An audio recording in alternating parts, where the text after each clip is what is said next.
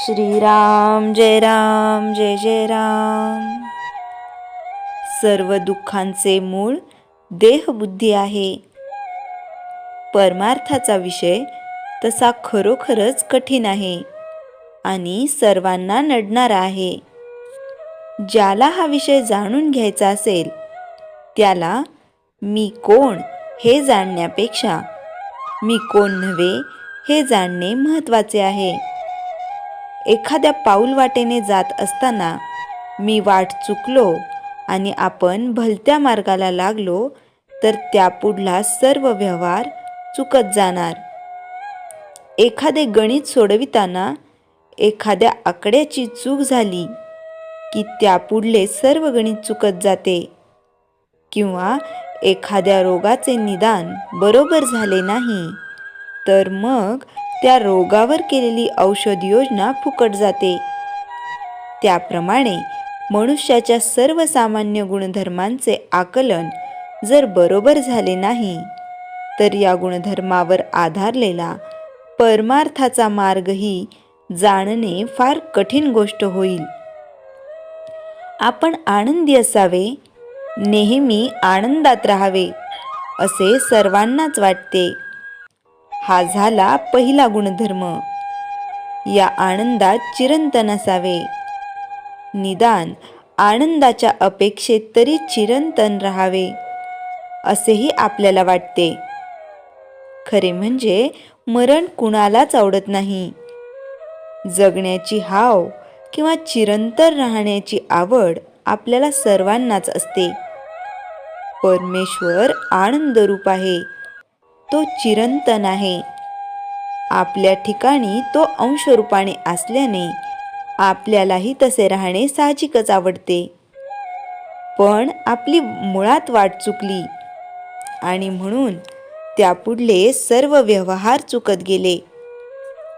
एखाद्याच्या परसातले झाड पडल्यावर तो माझे झाड पडले असे म्हणतो, परंतु त्याचा देह पडल्यावर त्याचे शरीर पडले असे नाही आपण म्हणत.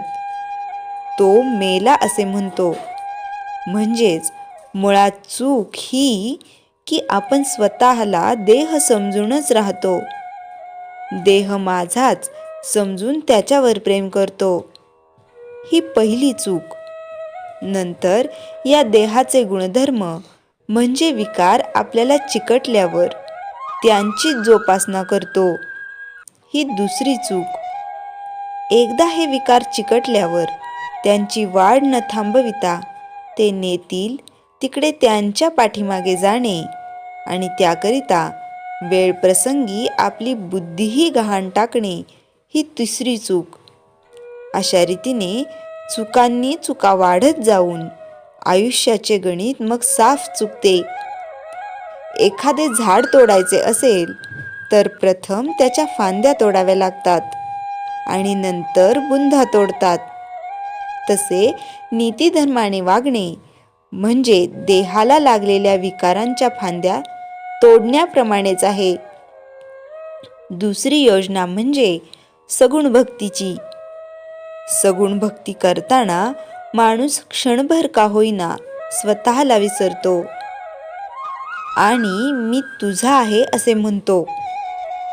या भगवंताच्या सतत सहवास जर कशाने लाभत असेल तर त्याच्या नामानेच. या नामाच्या सहवासात राहिल्याने देहावरचे प्रेम आपोआप नष्ट होईल आणि मग देहाने मांडलेल्या प्रपंचावरचेही प्रेम कमी होईल. पुढे त्याला सर्वत्र परमेश्वरच दिसेल. तेव्हा आत्तापासून मी राहीन तर नामातच राहीन असा निश्चय करा. मला खात्री आहे राम तुमच्यावर कृपा करील. श्रीराम जय जय राम. चैतन्यवाणी. मी कोणीच नाही, सर्व राम आहे आणि मी रामाचा आहे या गोड भावनेत आनंदात राहा. श्रीराम जय जय राम. जयाच्या जनी जन्मनामार्थ झाला, जयाने सदा वासनामात केला, जयाच्या मुखी सर्वदा नाम कीर्ती. नमस्कार तया ब्रह्मचैतन्यमूर्ती. श्रीराम जय राम जय जय राम.